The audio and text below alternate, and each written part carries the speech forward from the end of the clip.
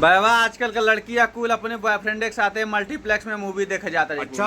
आज जवन की बचपन में पड़ोसी घर में बैठ के नाक पोछ पोछ मान देगा तोरा लिखू।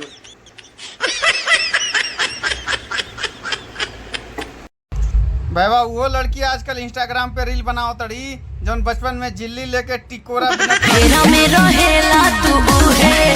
रोजे फोने पे लगा।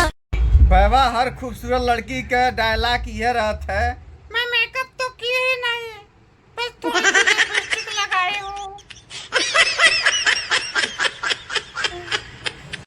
कद्र किया करो अपनी पत्नी का, जो एक साड़ी पसंद करने के लिए पूरी दुकान को तहस नहस कर देती है। सोचो उसने तुमको पसंद किया।